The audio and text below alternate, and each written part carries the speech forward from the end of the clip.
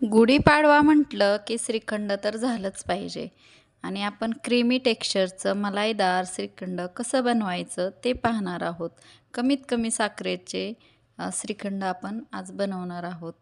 तर आपण श्रीखंडच्या रेसिपीला सुरुवात करूयात. नमस्कार, मी सविताच किचनमध्ये खूप खूप सर्वांचे मनापासून स्वागत. आणि आत्ता मी 1 लिटर दुधापासून हे चक्का बनवून घेतला आहे. 1 लिटर दूध उकळून चांगलं त्यात दही टाकून अगदी रात्रीच टाकलं आहे आणि सकाळी हा चक्का घेतला आहे. त्यामुळे अजिबात आंबट होत नाही. बघा, चक्का एकदम असं सगळं पाणी निथळून आपला चक्का तयार आहे. घट्टसर असा, अजिबात थोडंसुद्धा ह्यात पाण्याचा अंश राहिलेला नाही आणि खूप छान मऊ असा आहे. अशा पद्धतीने आपण ह्या चाळणीतून गाळून घेणार आहोत हा चक्का.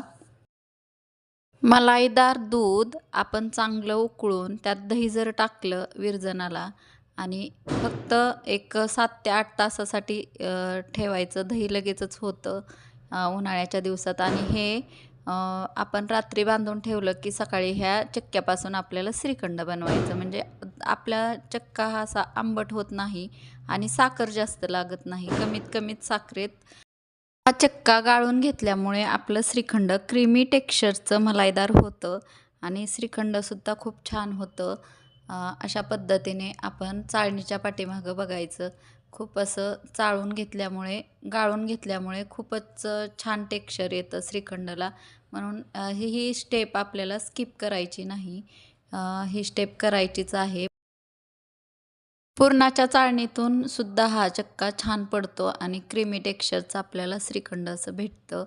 आणि ह्या छलनीतून सुद्धा छान असं आपल्याला श्री चक्का गाळून घेता येतो. आणि ताजं दही असलं आणि चक्कासुद्धा लगेचच आपण 3 ते 4 तासासाठी किंवा 5 तासासाठी ठेवलेला असला की अजिबात श्रीखंड आपला आंबट होत नाही आणि कमीत कमी साखर लागते. मलाईदार क्रीमी टेक्स्चरचं आपल्याला श्रीखंड असं बनवता येतं. राजभोग श्रीखंडसुद्धा म्हणता येईल ह्याला. आणि छान आपलं असं हे चक्का सगळा आपण गाळून घेतला आहे. आणि आता हा चक्का आपण मोजून घेऊयात. 1 कप असा हा चक्का तयार आहे. तर आपल्याला ह्याच्यासाठी साखर एकदम बारीक करून घ्यायची आहे. साखर एकदा बारीक करून घेतली की आपल्याला साखर किती टाकायचे ते प्रमाण कळतं. आणि आपण हे साईडला ठेवूया. आता मिक्सरच्या भांड्यात 1 कप साखर घेतली आहे मी आणि ती एकदम बारीक करून घेते. त्यात विलायचीची पावडर टाकली आहे आणि 2 चमचे असं गरम दूध घेतलं आहे मी आणि त्यात केशरच्या काड्या टाकल्या आहेत 10 ते 15 असं. जर केशरच्या काड्या नसतील तरी ही स्टेप आपण स्किप करू शकतो. आणि आता ह्या मिक्सरच्या भांड्यात आपण साखर चांगली आपली बारीक पावडर झाली आहे. आणि आता त्यातली पण मी साखर काढली आहे. तुम्ही बघू शकता अर्धा कप अशी पिठी साखर घेतली आहे आपण आत्ता बारीक करून घेतलेली. आणि 4 ते 5 चमचे असं मी साखर टाकली आहे. ही अजून थोडीशी विलायचीची पावडर टाकून घेऊयात आणि छान असं हे मिक्स करून घ्यायचं आहे. साखर आणि हे आपला चक्का गाळून घेतलेला मिक्स करून घ्यायचा आहे. मस्त छान श्रीखंड होते.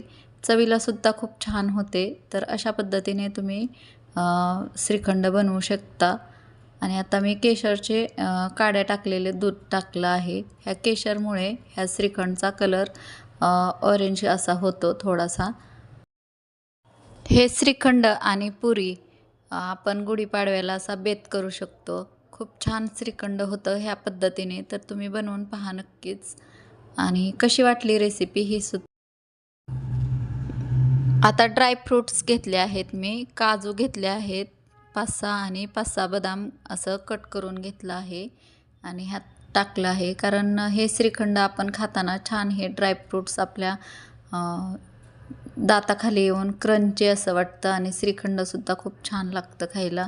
आणि वरून थोडं सजावटीसाठी मी काजू आणि पिस्त्याचे थोडीशी भरड टाकली आहे. तुम्ही बघू शकता आपलं श्रीखंड हे मलाईदार क्रीमी टेक्स्चरचं तयार आहे.